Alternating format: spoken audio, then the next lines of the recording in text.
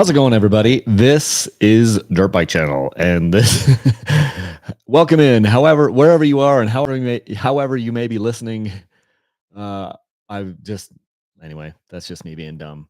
Hi, it's Kyle with Dirt Bike Channel, and this is a live Q&A. So here's what we got to do.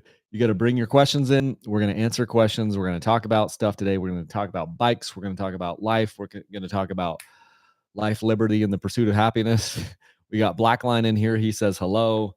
Yeah. So yes, it's good to see you guys. It's good to have your questions. Tell me where you're coming from. Tell me what you're up to. Today is a gloomy day outside. It is raining here in Utah. It's still going, and we need moisture for sure. We live in the high desert, so can't complain too much. But in the last week of September, we had several days that were just absolutely unbelievable and super great weather, like mid 70s, low 80s or whatever, not a cloud in the sky. And then here we go today. We're like at 45 degrees or 50 degrees outside, and it is just a downpour. And so hopefully we get some better weather later in the week. I don't know if we've got some better weather coming. Let's just check the National Weather Service here and look. I think it's going to be, later in the week, it's going to be better. Friday and Saturday, it's going to be better. Mid freaking 70s. That, like, you can't get better than that. At least that's what they're forecasting now. So we got Blackline is from Manassas, Virginia.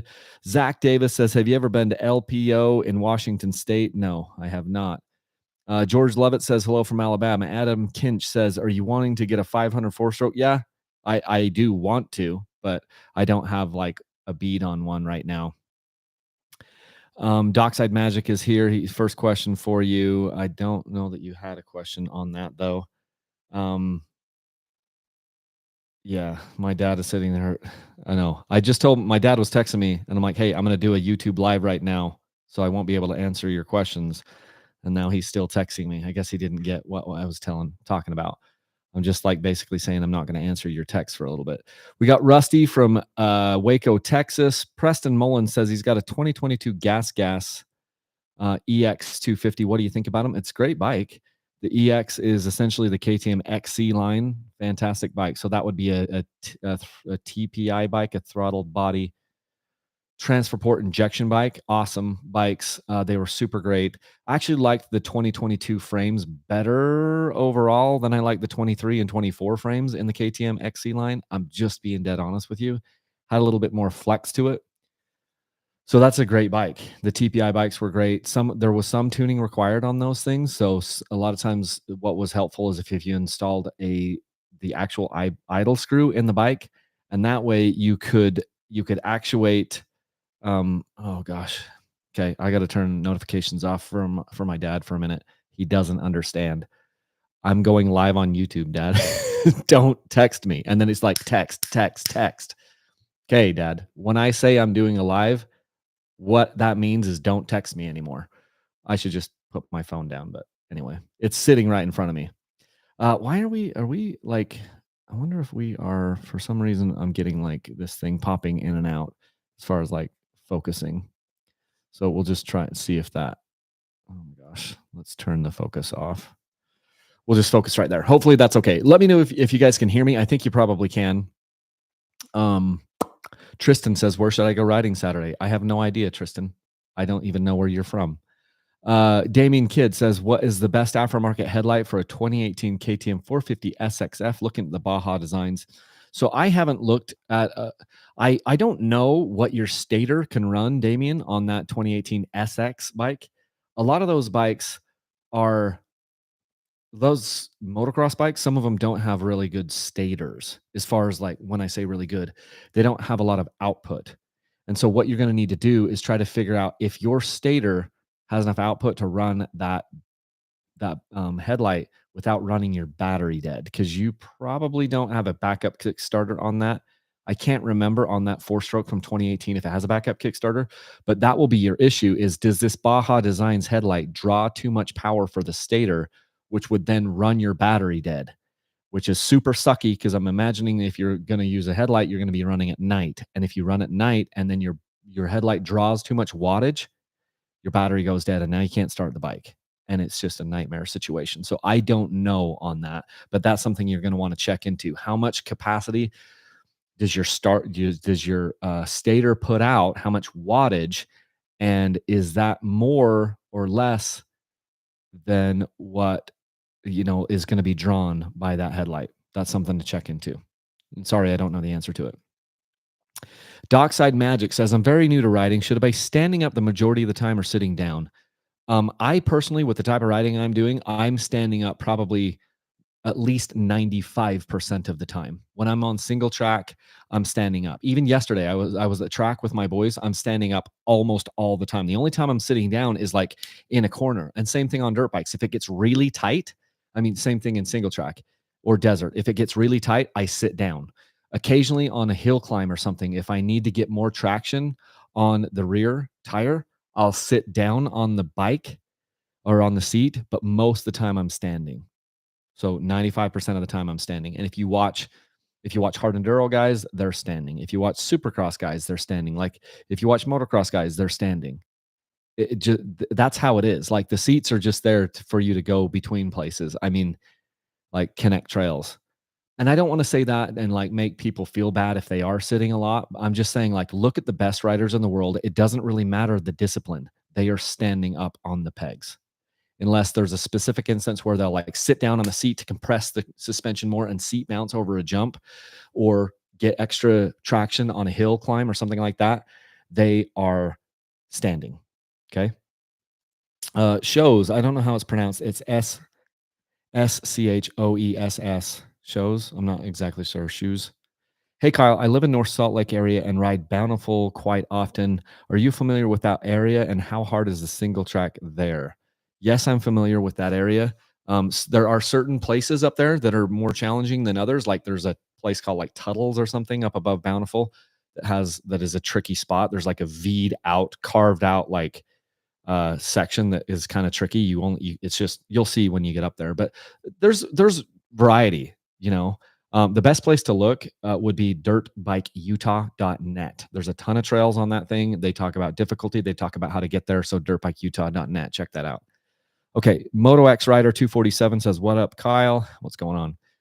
Mojave Mike, I didn't enter to win this time because I didn't enter to win this time because I never got any confirmation of entry. So in my sweepstakes, if you place an order with me, you will get an email.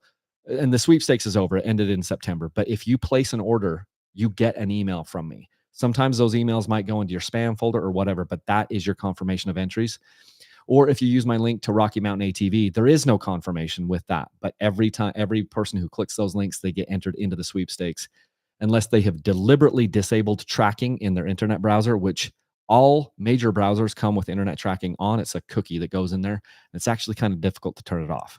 So if you have ever clicked on one of my links to use Rocky Mountain ATV, you got entered if the sweepstakes was going on. And if you actually successfully placed an order on my website on dirtbikechannel.com during one of those sweepstakes, you were entered and you got an email. It might just be sitting in a spam box. AM says hello from Romania. Curtis Moore says hi from Texas. Liz Saint 77 says I finally made it.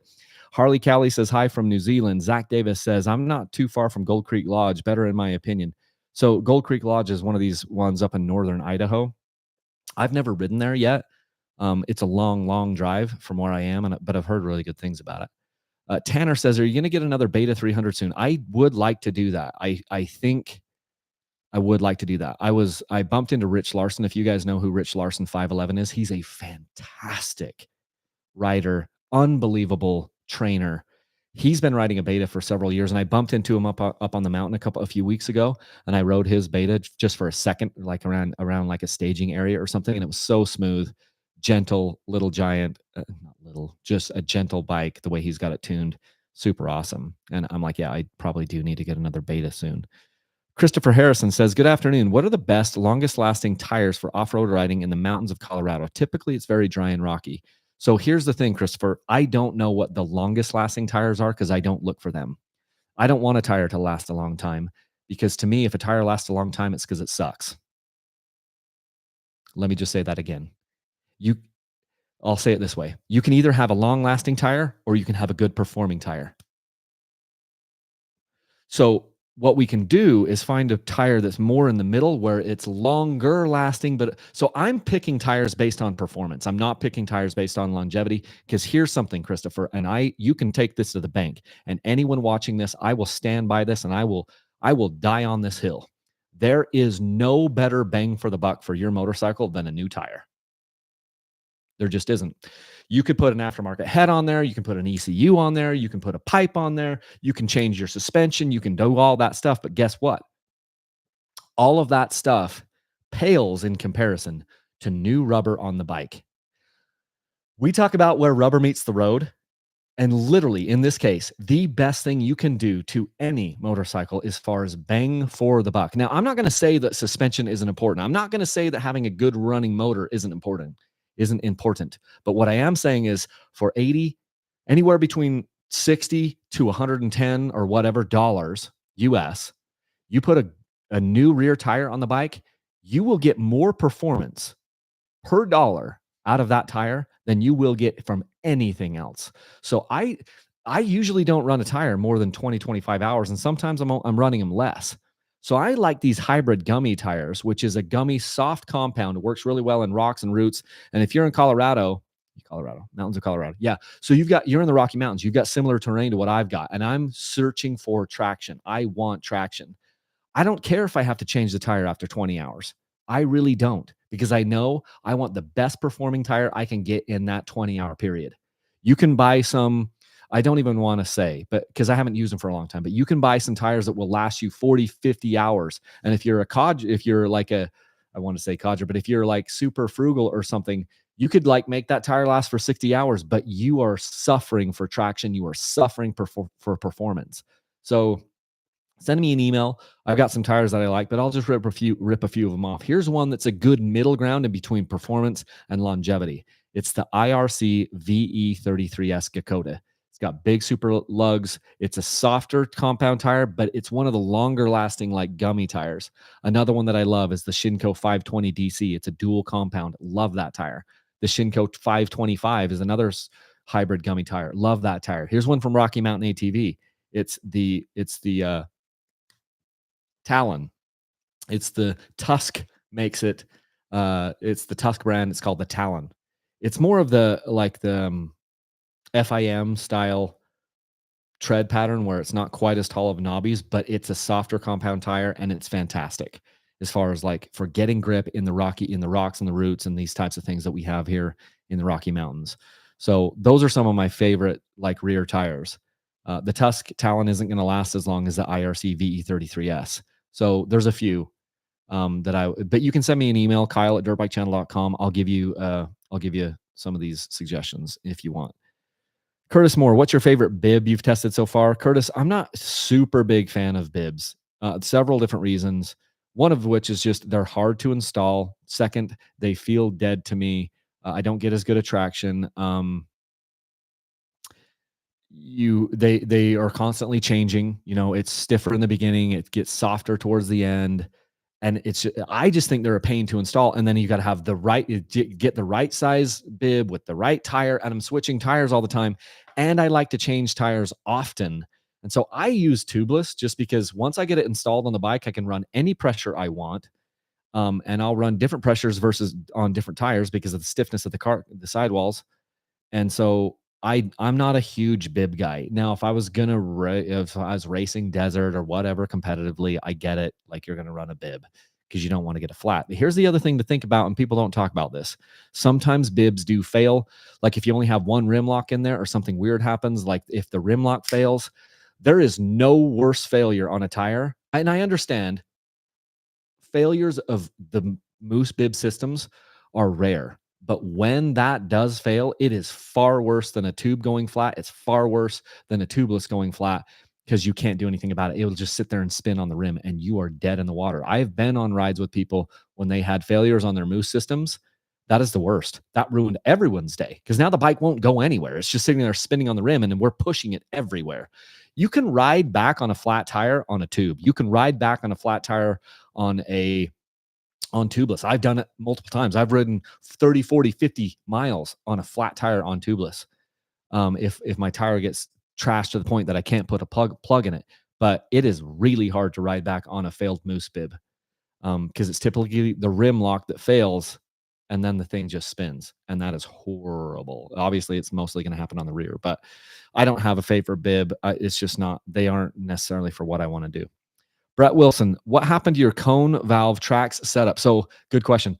I had it it was on my, 250XC that I'm giving away, and I took it off because I didn't wanna give that suspension away with the bike.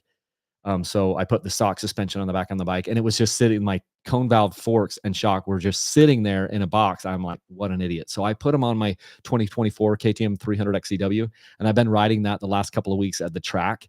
Kevin at Moto Experts valved that for me for like off road and single track, and they're freaking fantastic out there. But I was like, I need to put it on this bike, and so I haven't yet taken it on the 300XC out into the trails, but I'm going to do that. The next time I ride, I will definitely be riding that bike. But I've been riding at the track the last 2 weeks with my son, and it's awesome. Like I love it. So it's very expensive. Let's see. Man, it's very expensive, but I have it on that 300XC now. Let's see. Shoot, where am I at? Okay, here we go. AM says, is the TE Husqvarna less stiff because it has a linkage? Some people say KTM are too stiff with the combination of the PDS. No, I would not agree with that. Linkage versus PDS, I can't tell the difference as far as like stiffness when they're set up properly. I would not say that the TE is less stiff than the PDS. Those types of people that are always bagging on the PDS, I just don't think they've tested it much. I'm sorry. It's totally possible that PDS is not great on a motocross track, but PDS is freaking fantastic out on single track trails and in the desert. It just is. Um, let's see. What's the best pit bike in your opinion? I have no opinion on that. That's from Harley Cali. I have no opinion on that. I'm not a pit bike guy. Dave Felder says, hey, from Graham, Washington. Rusty says, what about a BRC or Panthera 502 stroke build? They're fun, but like I'm not interested in a 502 stroke. I've ridden them here and there, and there's a reason why they don't make them anymore. Maverick Smith, how come you don't race? Because I don't want to. I've never wanted to race. I've never had one single desire to race. My son did a motocross series this year, and he loved that. But I've never had any desire to race whatsoever. And what I'm really waiting is for like a couple of days in a row where people don't ask me to race. And if I had a couple of days in a row where people didn't bring it up, I might consider it. But since they bring it up all the time, I'm like, I reset the clock every time. A lot of people race because it's the easiest way to ride. Like if you live in a place where there's not a lot of public land, then getting involved with these race series are great because then you get to go do these races, and it's the easiest way to ride. That's why a lot of people quote race. But here in the West, I have a lot of public land available to me, and all the places that they have these races are places that I typically, well, not all the places, but a lot of the places they race, I can ride those places. I don't have to pay a fee, and I don't have to like brave a crowd of 500 other bikes and eat a bunch of dust. And I'm just an introvert. I got into dirt bikes to get away from people. So yeah, and it isn't because I don't it's not because I'm a jerk or whatever. I don't like crowds. I didn't get into this for that purpose. And so, yeah, I don't race because I don't want to, don't have any desire to do it, and I don't like crowds. And I don't want to have to pay to go ride the same places that I can ride for free without having 500 people there. Maverick, when I see people going a certain direction, my entire life, my default mode of operations is to go the other way. So if I see a bunch of people going out to a certain place, I just don't go there. I'd rather not. 208 Enduro, have a 2020 KTM 300XC with 170 hours. I did a top end at 100 and we'll do another 200. I plan on keeping it till 250 hours. I want to avoid the bottom end. Do you think it will be good at 250 hours? Yes, I do. 208 Enduro. I've known people that have done 600 hours on their bottom ends without any problem. As long as you keep fresh oil in there. And fresh oil is depending on how hard you are on the clutch. So let me just say, if you're super hard on the clutch, you could change your oil every 5 to 10 hours. If you're not very hard on the clutch and you don't get the clutch very hot, you can go 40 hours on in between gear oil changes. But absolutely, I personally don't know anyone that has had a bottom end problem on a KTM 2-stroke that didn't have more than like 400 hours on it. The things that you will have to look for are like the counter shaft seals right behind that sprocket. Sometimes they'll go bad, especially if you change the sprocket. So if you start to see oil coming out on that sprocket, or it's making like an oil ring, or you're getting oil seeping out there, put a new counter shaft seal in the bike. But typically that's the only thing. And usually, like on the 2020s, I didn't have that problem. Back when we had like the 2012s through the 2016s, I would keep counter shaft seals in my shop because they would kind of go bad. But since they changed the motor design in 2017, they must have changed the way that seal works, because I don't even know that I've hardly changed any of them since that time. Ethan Wing, in your opinion, does the 150 XEW have enough power? It depends on how much you weigh and what you want to do. Yes, they have enough power, but sometimes I want a little bit more power, and sometimes I don't want to have to ride so high in the RPM range. So it depends on what you want to do with it, how much you weigh. When I've been riding them, 160 to 180 pounds before I put on gear. I've put on like over 20 pounds in the last couple of years, last year and a half. So I'm 180 pounds now before any gear. In fact, I'm 180 pounds in my birthday suit. Um, but I can ride my son's 125 and it has enough power. But there are certain times that I want more power than that, and I don't want to have to be super high up in the RPM range. And this is where a 252 stroke or a 302 stroke really comes into play. Silver Blazer says, I have Electron carb that continues to fill the float bowl after the float lift. The float needle valve looks good. Any thoughts on what the issue is? I'm wondering if there's I would take the thing apart. Maybe you have. I would take the thing apart and just clean everything out. There's got to be some piece of dirt or sand or something in there that's allowing the fuel to still come in. That's not supposed to it's not supposed to fill the float bowl after the float lifts. That's supposed to cut it off. So I would tear the thing. I would take it off the bike, tear the entire thing apart, look for a piece of sand in there, look for a piece of dirt in there. Maybe there's some blown gasket, maybe, something like that. There might be like a rebuild kit that you can get from Electron. It's been a while since I contacted them and asked anything about that. You could ask them if they have like a rebuild kit with rebuilt like seals or gaskets or something. Something's wrong with that. That is not supposed to be happening. Here's a question. I can't read the name. It says, what do you think about the TM300 4-stroke with the 170H that his stator breakdown and the engine starts to 170 hours, his stator breakdown and the engine starts to smoke? I can't really speak to this, but it sounds like he's asking about a 300 4-stroke that had 170 hours and it started to break down and the engine smoking. Sounds like they got a ring problem. I don't know. Typically, these bikes don't have problems like that at 170 hours. Let's see. Alan Evans, next bike, if they're sold near you, purchase a Reju. So the Reju is basically the old gas technology, and I just don't have a ton of interest in it. I'm sorry. I just don't. Damien Kidd says, I've been looking at stabilizers for desert racing for District 38 in SoCal. Should I just pay the extra money for the Scott stabilizer, or do you recommend any more affordable brand? So, Damien, I used to use stabilizers on all my bikes back in the day, and then I realized it was just making the bikes feel heavy. And I know that with the Scott steering stabilizer is the one that I've had the most experience with. And yes, you can adjust it and you can make the bike feel less heavy. But what you're doing then is you're turning the damping ability down, or the damping feeling down. And so you're taking away from its quote effectiveness. Here's the thing. If you're going to race desert, like, I'm not going to tell you not to do it. Like, racing desert fast through the desert is the only situation where I say you're not wasting your money. And because that's the point where if you're ripping through the desert, 4th gear, 5th gear, 6th gear, that is the point where you could get head shake on the bike and you could start to tank slap and crash. This idea, there are people that will say like, oh, I almost crashed, but then my steering stabilizer kicked in and it stabilized the bike. That's bull crap. Like, it can help it so that you don't lose control. But it's like, if you get to the point where your bars, like you're about to crash anyway, your steering stabilizer isn't going to help you. You're going to crash no matter what. But what these steering stabilizers do is they do dampen the steering, make it harder for the steering to move. Thus, it makes the front end of the bike, it makes you more stable in that way. But when you're going slow, it just makes the bike feel heavy and sluggish. And it can literally wear you out more. So I'm just saying that to say, like, I'm not a super fan of steering stabilizers anymore. I want the bikes to feel more light and nimble and agile. And if the bike feels a little bit too like skatey or whatever, at high speed, I would drop the forks down in the triple clamps to lengthen the wheelbase. Excuse me. That makes the bike feel more stable at speed anyway, and you don't have to spend any money on that. And overall, it's probably going to be a little bit better stability than just putting a stable steering stabilizer on there, in my opinion. Now, having said all that, I've used the Scott steering stabilizer on several bikes. I don't have one now. I sold it. But it is a really good product. I don't want to sit here and say they suck.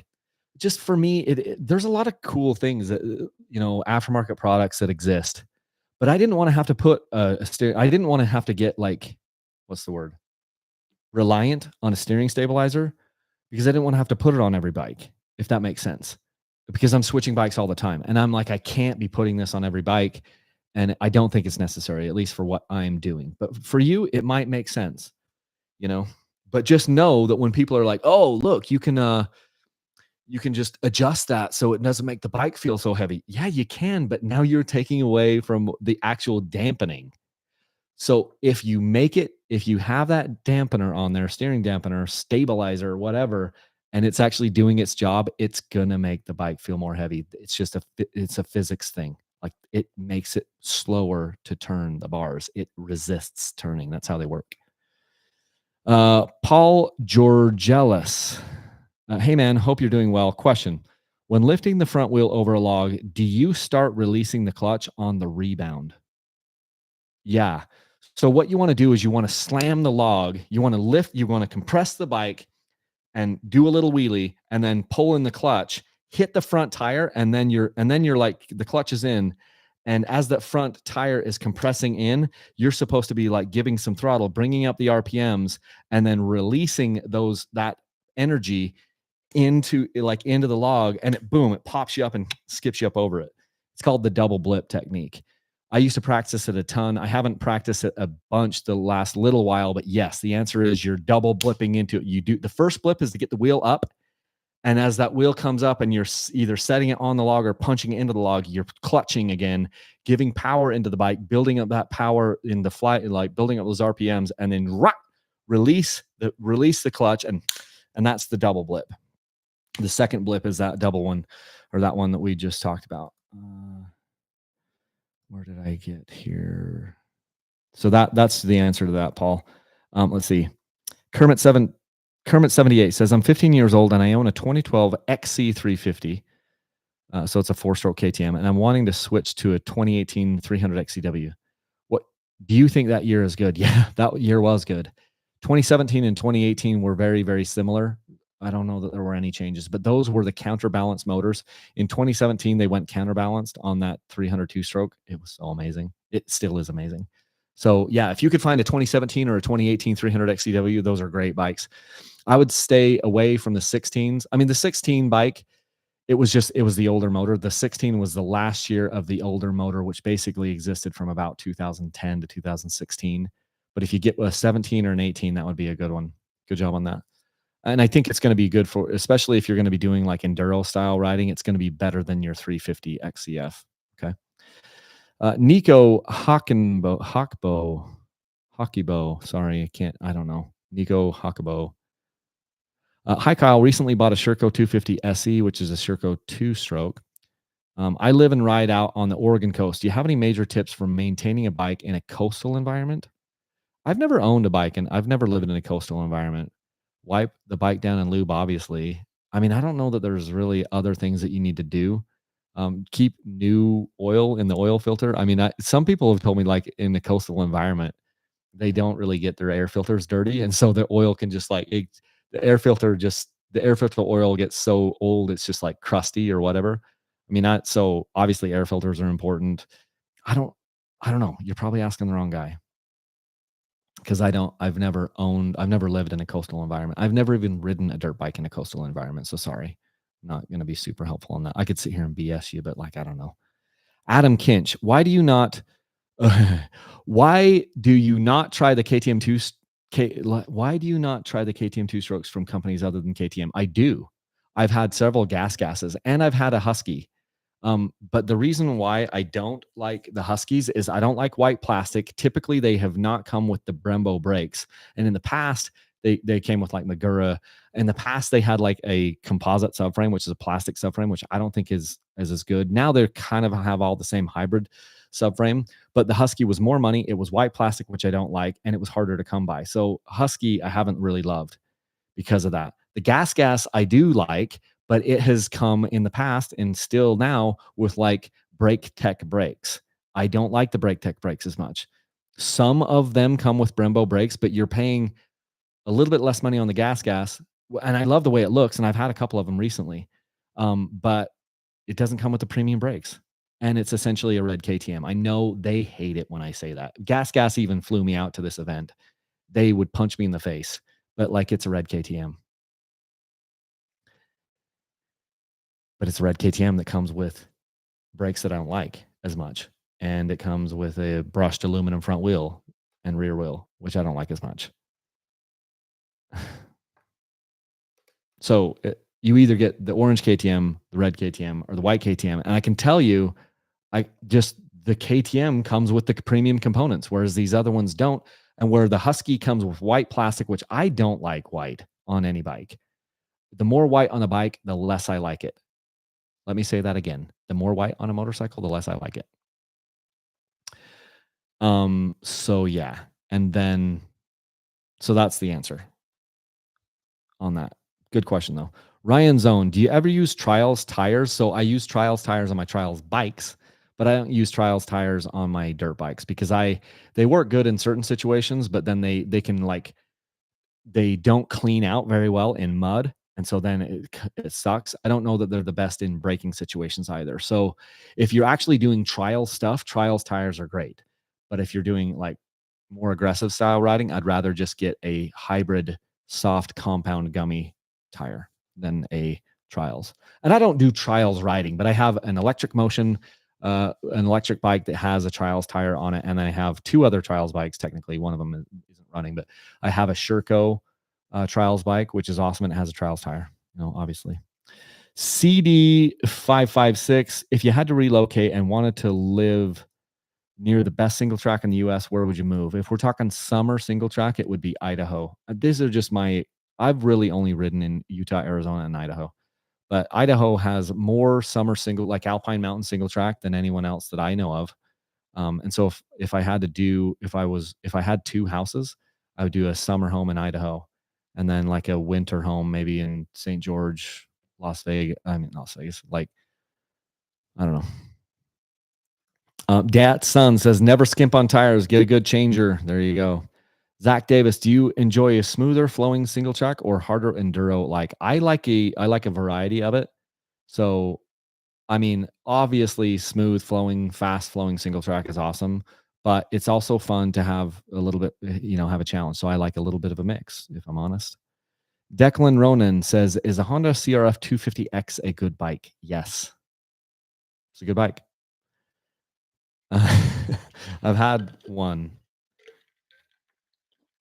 It was really fun on the track. It's valved pretty darn stiff for any like the mountain single track. So it's valved really close to the motocross version. And it's basically a motocross bike with a slightly larger tank and an 18-inch wheel and a kickstand and maybe a teeny bit softer valving.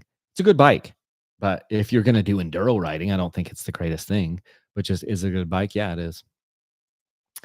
Lil Saint 77, if you had to start over from the very beginning of dirt biking, what would you have done differently? First bike, terrain, setup, mindset, mentality, goals. So maybe you're probably new here. The first 5 years of my channel, maybe even, I don't even know, I spent so much time trying to get people to not buy a freaking 450.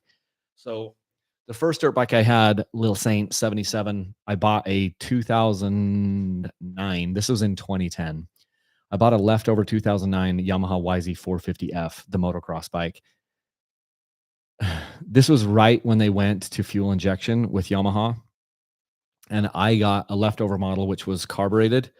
But I was riding a motocross bike on like nasty Jeep roads and gravelly stuff, and it just totally sucked. I got the wrong bike for the wrong reasons, and it almost killed me as far as, like, killed my desire to want to ride dirt bikes.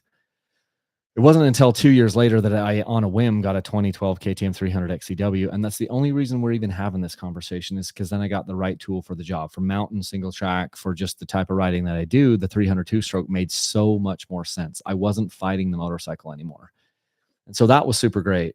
So I would have just started on a two-stroke, either 252 stroke or a 302 stroke, and I was 30 at the time, and I'd ridden motorcycles.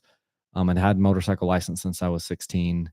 I hadn't really done like hardcore dirt biking, but I'd ridden motorcycles on the dirt and on the street before that. And as far as just like other mindset things, I think I did it fine. Like I was just doing it, I was just having fun and I was enjoying the fact that I could, progress even if I only rode once a week or once every other week or even once every 3 weeks. I could get better every time. And that was fun. So don't put too much pressure on yourself to like become some sort of a great rider or whatever. I'm not the greatest rider. A lot of times when I go riding with groups, I'm kind of like the weakest link. But go ride with people who are better than you. That's something to say. Ride with people who are better than you and learn from them and watch what they're doing and try to pick up on little, things that they do on the bikes. So that's kind of my thing. Rocker for Life says, "Hey Kyle, hope you're doing well, brother. Appreciate you. Thank you. Thank you for saying that. Hey, that reminds me, one of the reasons that I wanted to do this live today. Thank you for reminding me. So I get emails from time to time. Some of them are I have a these are printed off emails that I have of people that really have just had some encouraging words for me. Somewhere I have a binder, like a little clipboard that has a bunch of these on it, where these emails that have really meant a lot to me. And I guess what I'm trying to say is like there's a lot of like it's still raining.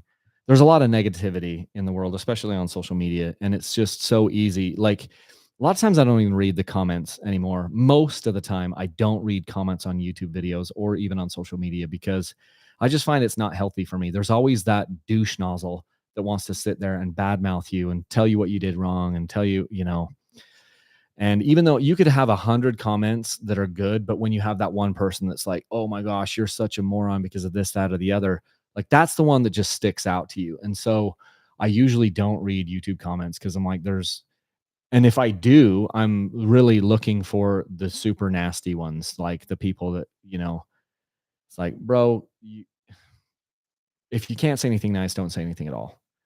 Like that's what mom and dad should have maybe taught us. And they probably did. And some of us haven't listened. Hurt people, but there are people that will just want to hurt you online. But then there are some people like this. So I shoot, can't. Sorry. Hopefully I didn't screw up the feed. I got an email from a guy, September 30th. His name is John. I won't share his last name, but he's like, "Hey, I've been following your channel for several years now. I know you've turned this into your full-time means of providing for your family. I just want to thank you for all the videos that you've done and all the sharing that you've done and the product reviews. Whether you hear it or not, we all appreciate it, John." And thank you, John. I'm going to respond to John here in a little bit. But it's those types of emails that have kept me going. If it wasn't, and I've said this so many times, if it wasn't for some well-timed emails, I would not have continued this. Um, Here's another one, and hopefully I didn't read this last time.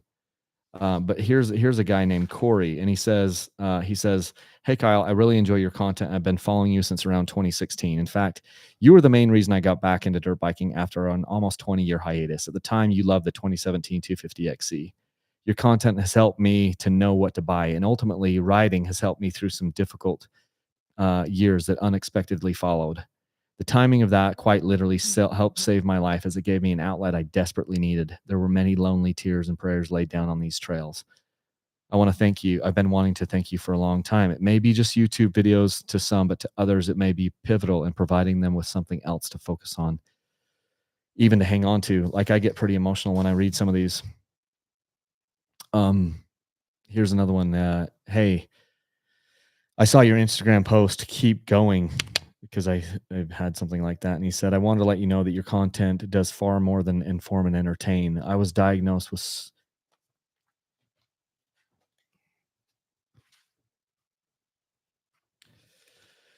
I was diagnosed with stage 3, um, I won't say it, cancer this year, and I've just finished 6 months of chemo.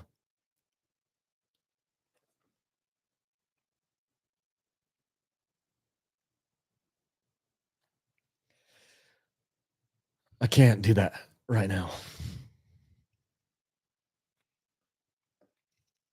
Anyway,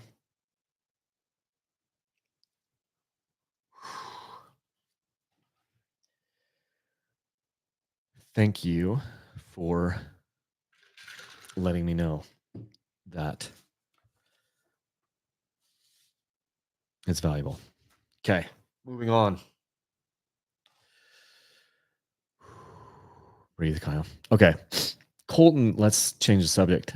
Colton Miller, when will we know the sweepstakes winner? So, good question, Colton. Here's how this goes down. So, the sweepstakes ended on the 30th. And then what happens is I compile all the data. So, I compile the data that's on my side that I have. And then I get the data from Rocky Mountain ATV for anybody who clicked those affiliate links. They randomize all that data so that I don't know who, like, they're not giving me a bunch of contact information. And then I give all this information to the sweepstakes administrators. They wait for all the postcards to come in. They have to wait like a week or so. And then they compile all that data and they do a randomized sampling to give us 10 finalists. And then at that point, then I will go live on YouTube and we'll draw out the names. That probably won't happen until around the 20th of this month. So it takes some time. But the reason why it takes some time is because we got to do everything legal and it's all got to be on the up and up. And those have to be counted. So will you okay, so Moto Rider 247 or Moto X Rider 247, will you ever get another ADV bike? I don't know, but I don't have any interest in it, to be completely honest. Rhino Game says, keep up the great work. Rusty says, what about riding a rally? I don't know. Let's see. Rhino Games, I have zero desire to race. I just love getting out and away from everyone with my kids or a buddy alone. And that and the gym keeps me sane. So Rhino Games gets it. He's like, I don't want to race either. Just wants to get out away from everyone with the kids or a buddy and go riding alone. So he gets it. That's how I feel. Um, I lost my place. Okay. Let's see. Rocker for Life says, amen. Nothing beats getting away and cruising alone or with a buddy, enjoying the peacefulness of the trails and scenery. I could do away from crowds myself. Yeah. Rusty says, I feel you about the crowds of people. The chance of someone acting stupid is multiplied greatly. Yes. David Fielder says, is your opinion what is the best ECU, the Get ECU or the Twisted ECU? So, um, man, I've spent money on these ECUs in the past, and me personally, I think they make the bikes run different. I'm not sure that they make them run better. I've tried a lot of different ECUs, and I don't go and put an ECU on every bike because they make them run different, but I don't know that they make them run better. That's just my opinion. Now, the Twisted ECU, I don't know what that one is. Maybe that's only on the 4 strokes. I haven't tried that one. I don't know. Harley Cowley says, what pressure do you ride? So I'm assuming you're talking about on the tires on tubeless, and that depends on the terrain, the day, and what tire I'm using. So one of my favorite front tires is a Bridgestone M59, or I'll use a Bridgestone X31, or I'll use a Shinko 546. And I'll run anywhere typically from 7 psi to 10 psi. I know that sounds pretty low, but I don't have to worry about pinch flats. If I'm running a tube on the front tire, I go 15 psi, so I don't get a pinch flat. On the rear, it's totally different. Depends on the day, the terrain. If I'm running like a IRC VE33S, that's a very stiff tire, I will not run more than 4 psi in that, and sometimes I will run 2 psi in that rear tire. And sometimes I will let all the air out of it to go up a hill climb straight up. But if I'm running another tire that doesn't have as much of a stiff sidewall, I'll run 5, 6, 7 psi, maybe 8 psi in the rear. Just kind of depends on the tire for sure. Zach Davis, how often would you change the oil with the Recluse semi-hard enduro? Recluses add way more heat into these bikes because the clutch is slipping way more often. So I don't know that I would go more than 10 hours ever without changing oil on a bike that has a Recluse in there, even if it's a 2-stroke. If it's a 4-stroke, I probably wouldn't go more than 3 hours. they create so much more heat when you have a recluse in there because it's slipping all like a lot, and they run so much hotter with the recluses because of that reason. Matthew Fallon, I have a 2016 KTM 250 SX and the spark plug was blacker than night, but it's running like it's lean and takes a while to return to idle. I've checked for air leaks. Could it be a crank seal? Huh. So that's interesting, Matthew, because let's just break this down for a second. So if your spark plug is black, that typically means that it's got unburnt fuel, which means it's getting too much fuel, which means it's too rich. But then it's running like it's lean and it takes a while to return to idle. What about reeds? What if you have worn out reeds, like in the reed cage? I don't know. That's weird. A black. Maybe somebody else could give an idea in the comments. The only one that's popping in my head is reeds. I don't know. We're gonna have to think about that, Matthew. Sorry. Rusty, Sherco has a newly updated 2024 SEF 300. Time for another test and giveaway? Maybe. The Sherco 300 4-stroke is probably my favorite 4-stroke. It's either that or the Beta 390 4-stroke. Those are pretty freaking awesome. I do kind of feel like if I had to ride a Sherco, if I had to ride a 4-stroke year round in all of my riding, the Sherco 300 SEF might be the ticket, to be honest. JW says a 2017 Husky TX300. Would you recommend a throttle tamer on this model for trails? Many thanks. I do think you should try it. The throttle tamer just makes the throttle, it's a different cam and it makes the throttle open slower at a slower rate. So you're not opening the throttle as fast. And that definitely can make a big difference. Like on the 300s, they have two different throttle cams. A lot of times I like the slower opening throttle cam on those. And that's what a throttle tamer is. So yeah, you should get it and just try it. Not super hard.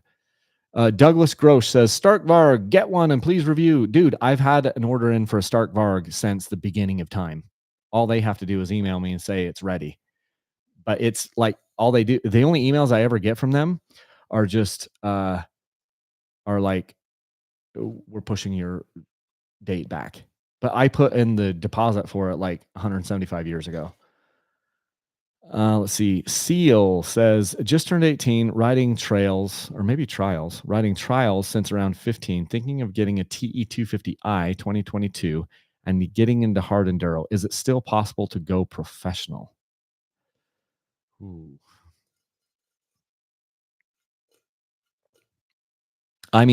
Graham Jarvis did it. But Graham Jarvis was riding trials since he was a fetus. But then he did hard enduro and he started it when he was like in his mid 30s or something. And he's one of the best ever. So I don't know what it means to go professional in hard enduro. There's not a lot of money in off-road dirt biking, to be dead honest with you. Really, there's a lot of money in moto. There's money at the very, very top of motocross riding and supercross, but I don't think there's a ton of money in off-road riding. Like, I just don't think that there is. There is a little bit of money for the top guys, but most of these people that you see riding enduro have other jobs too. Most of them. I don't know. That's a tough one. One kick in guy says, do you really need a 450 video? Help me decide. I only needed a 250. This is a video I did a long time ago that said, do you really need a 450? And he says, I'm picking up a 24 YZ 250F at the end of the month. Thanks for all your content. Yeah. Thank you. And I do still think most of us don't need 450s. Shorty Moto says, what's up, Kyle? Just bought the hat you're wearing for my wife. She loves it. Hopefully I get that 300 XCW. Yeah. These are great. I have these in 3 different colors on my website. We've got it in the tan or the sand. We've got it in white and we've got it in black. And I love all of them. Merrick Taylor, have you considered making adventure content for your channel? No, I have not considered it because I don't have any interest in doing it. I just don't have interest in these other things. I don't want to camp on my dirt bike. I don't want to make adventure content. I just don't. Like, those bikes don't excite me. And YouTube is hard enough anyway. YouTube, I'm less excited about YouTube than at any other time in my whole life. like views are down, and part of that is maybe it's the same old content, the same old people, and the other part is maybe that like the YouTube algorithm is now shifted over to like YouTube Shorts because they're trying to battle TikTok and they just want to, short attention span of people or whatever.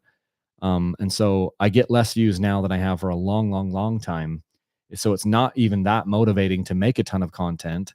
And that's on like the bikes that I do like and the type of riding that I do like. I don't have any interest in doing adventure content. I just don't. Sorry. Mountain MX says, I agree. I ride with a buddy of mine and he's easily 3 times as good as I am. He'll push me to ride harder and faster than I normally would. That was going back to a comment earlier that I said, ride with somebody who's better than you.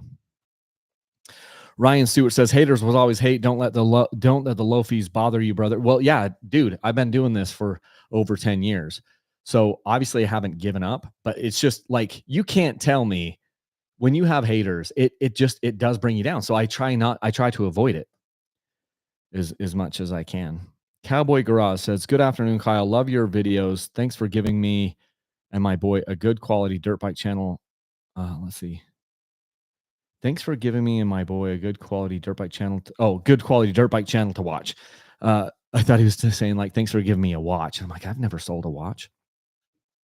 Looking forward to the drawing. Leave a single track. Yes, thank you, Cowboys Garage. I finally understood what your comment said. I was slow there for a second.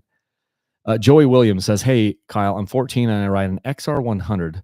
What should I move up to? I'm like 5'2" or 5'3". Dang, this is hard. If you could get like an 85 two-stroke, that's right where you're at, is like an 85 two-stroke, like a YZ85 or a KTM 85, like the big wheel one. By the time you get to 5'6", you'll be ready for like a full-size 125. But that's a big, huge jump from an XR100. So if you could get like a KX100 or a KTM 85SX or a Yamaha YZ85S, YZ85, sorry, Yamaha YZ85, that would kind of be the bike in there. Yeah, and Joey Williams said, but I want a full-size bike. And I moved my son Connor to a full-size bike when he was 5'5", and he's been able to do it. So you're right in that range almost. Yeah, some people were talking and helping Joey out on some things, on some bike ideas. We'll take a few more questions here. This is from Rider 321. I have a 125L Yamaha, and I'm looking to get a bigger bike. I do trail riding, and I'm 5'5". Any advice? I don't really care for Honda. At 5'5", you're at the height where you can start looking at any of these full-size bikes without really having to lower them. They're still going to feel really tall for you until you get 5'6", 5'7". But yeah, you can look. I mean, get a YZ if you like Yamaha. Get the YZ 125 or get the YZ 125X. Those are freaking great bikes, and that would be like. And then you're on a full size bike. At 5'5", you're right there. I was just telling how that's my son. He's 15. He's 5'5", might be 5'6" now, 5'6", and he's riding a full size 125. Let's see. Sean H. Hey, Kyle, I'm 5'7" and the typical 37-inch inseam, and the height feels a little too high, especially on certain single track situations. I've been looking at the Beta 390 RR as an option. What do you think? Yeah, you're right. If you're not going to get, I'm assuming you're not going to get any taller. You didn't say how old you are, but 5'7" is in that 5'7" to 5'8" is that tippy zone where it just doesn't feel super comfortable for a lot of guys. I've ridden with a lot of people who are 5'6" and they just make it work. You can get the bike lowered. I don't usually love that idea because you're changing. A lot of times you're just giving up capability of the motorcycle.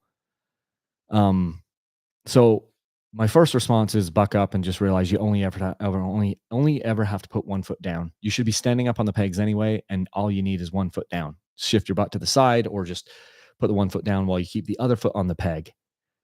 That's the harsh response of you like, just buck up, buttercup. But where you're talking about this Beta 390, it is about an inch lower. And so that's pretty cool. At 5'7", I probably wouldn't lower any of these motorcycles. I would just say like, dude, go for it. But the Beta 390 is going to be about an inch lower, and that might give you the extra confidence that you want and you're looking for. However, it's just an inch. I don't think it's going to be life changing. It's not going to be life altering, but it will be helpful. and I loved the Beta 390 that I had. I had a 2019 RR Race Edition. It had like some Sachs forks that were unbelievable. In the recent times, they've had some like they've put KYB forks on there. In 2022, I think it was, I had one. The forks were horrible. They were way too stiff. But they may have like solved that valving problem and that was just on the Race Edition. So yeah, but it's an extra inch. It'll help, but I don't think it's gonna like change your life. Brigham Holmes says, random question. Were you up riding AF Canyon on Friday um and throw up a fist sign and a group of boys? Thought it was you. No, I have not been riding it. I've ridden up there this year, but I haven't been up there for maybe 5 or 6 weeks. Then we got some people talking about some different bikes that they had. I'm trying to make sure I didn't miss anything. AM says, are there any problems with the EXC/TE fuel tanks? People report that some bikes leave a lot of fuel and fuel pump is not picking it up. So on the new bikes, I just did a review on this on the brand new 2024 models, like the TE from Husky, the XEW from KTM. The fuel pickup is in a little bowl in the center of the gas tank, but there are gas can fall off the sides into like the parts down below. It's kind of weird. They didn't, so the fuel pickup isn't in the lowest part of the tanks on those. So fuel has to splash up into like the fuel pickup cup, which I think is kind of dumb. I asked the people at Gas like why they did it, and it was just some engineering problems that they were trying to remove the fuel petcock from the lowest part of the tank so that it didn't get wiped off if you get in a crash or something like that, which is good. And so that fuel has to splash up in there. And typically it does if you're bouncing around on the trail, like the fuel will splash up in there. But if you're just, I said this on my review, if you're riding, if you get down to the point where you're on a dirt road or just I don't know, like an oil road coming home back to the truck or, back to your truck or something, then you could actually have the bike run out of fuel because it sucks all the fuel out of that pickup bowl, but there would be fuel down in the fuel tank and you'd have to kind of splash it up in there. That can be a problem. So I wish they had I classified it as a miss on my review. If they could put some sort of a fuel pickup line down there into the lower part of the tank, at least on the left-hand side of the tank where it's the lowest point, that would be ideal. But yeah, that's the thing. Just a couple more questions. I've been going for about an hour. KTM 150 is a good small bike with decent hill climb power, better suspension than the X Trainer. I'd probably agree with that. Let's see if there's another question in there that I haven't really covered. My buddy is from Vancouver. People are kind of answering some questions here. Let's see. Here's a question. Let's read this. Joseph Hensley says 250 versus 350 versus 450.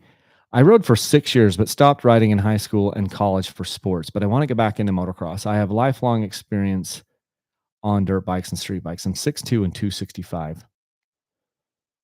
Joseph, this is a man. I wonder, did you play football? 6'2", 265. And you're doing this for motocross. I mean, if you weren't 265, I'd say get the 250F. But since you are 265 pounds, maybe get a 350. I mean, you're on the border. Like you could get a 450 and it's 265 pounds. You're a big guy. You're probably strong and muscular. And so nobody can like pull all the power out of a 450 except for if you're like, some of these professional riders that are getting paid millions of dollars. So I just lean more towards that 350 for you, just because you're a bigger guy. But I hesitate telling anybody to get a 450. I just do. So I say maybe 350 in that case. Rusty says, perfect. A Sherco 300 SEF and a Beta 390 comparison and sweepstakes. Here's the problem with that, Rusty. My sweepstakes do not do as well if they don't have at least one KTM in there. I've done this enough to know. I can even have like hot bikes, like one sweepstakes a year and a half or two ago. It was Honda was winning everything, and Honda has won everything, like in motocross and everything. I had a 250 Honda and a 450 Honda up there, and they just don't perform as well. Like, it's gotta be like, on my channel, it's probably because 'cause I've done a lot of KTMs, or at least, like the Shercos, they don't do as well in the sweepstakes. The TM didn't do as well in the sweepstakes. So I gotta have at least one KTM in there, otherwise the draw isn't as hard and isn't as heavy. And to be dead honest with you, even if there is one KTM and something else, people always pick the KTM and they don't perform as well. And it's one of the revenue streams that I use to make this thing work. And so I cannot afford to do a Sherco and a Beta in a sweepstakes. I could do one or the other and have a KTM in there, but I can't. How's that for transparency? And they've gotten harder and harder to do. We did break even, hopefully put a little bit of money back into the business account. I still need to crunch all the data. So I think I'll do another sweepstakes in December. But like, these things are touch and go at this point. And if I get to the point where I don't, like, they have to perform otherwise, because it's harder and harder and harder. All the product costs, the shipping costs, like I'm underwater on shipping like you wouldn't even believe. And people are still complaining, like, oh, that's way too much shipping. And they either send me an email and say how stupid I am, or they just abandon the cart at checkout because shipping is expensive. But what they don't realize is that's not even enough to cover to get the freaking product to them in most cases. Every once in a while, if you just order a t-shirt, I don't even know what we'll charge depending on how far you are. It might charge $7 for that t-shirt to ship to you. That one I'm actually fine on. But if there's a hat, if there's tie downs, if there's anything else, I'm literally underwater on the shipping. And so I've got to have KTMs in these things, in these sweepstakes. Otherwise, it's not a viable business endeavor anymore. So there you go. Maybe one more question. Noah says, I have a 22 Gas EX300. Would you recommend lowering the gearing at all for single track? If so, what gearing would you recommend? Most of those bikes, I don't recommend lowering the gearing. And on a 22 EX300, I wouldn't have lowered that one.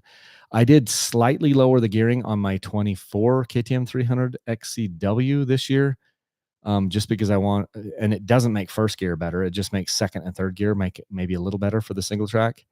But on a 22 EX300, I always played around with gearing, and I usually ended up back to stock gearing, especially on those bikes.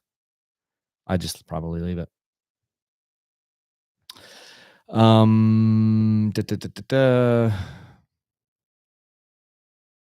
Yeah, I think that's probably it. There's a few other questions. But yeah, just people saying thank you. So just want to thank everybody. Thanks if you participated in the sweepstakes, either by using my links or ordering something off my website. Thank you so much from the bottom of my heart. Anytime that you're going to order product, please use my links for Rocky Mountain ATV. You can go to my website, dirtbikechannel.com, and there's a link there that says shop Rocky Mountain ATV. I recommend people do that, just because if you try to bookmark the link, the browsers always reload the page without the tracking ID. And so I know I have a lot of people that have bookmarked my link for Rocky Mountain ATV, but I'm not getting any credit for it because of the way those links work. It's tricky you have to have the bookmark set up correctly, and a lot of people don't. So if I've sent an email to you, you can click on the link in my email. If you see the link on the YouTube videos, you can click that link, or you can go to my website and click shop Rocky Mountain ATV.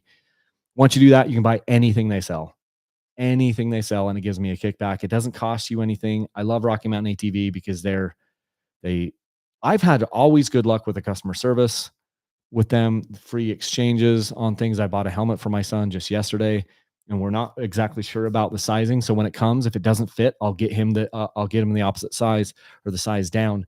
And I know that they're going to take care of me on it. They have the best prices. They have the best, all of those things. So you can't beat Rocky Mountain ATV. So use my links for that. Please, please, please. That now more than ever, it helps so much when you do that.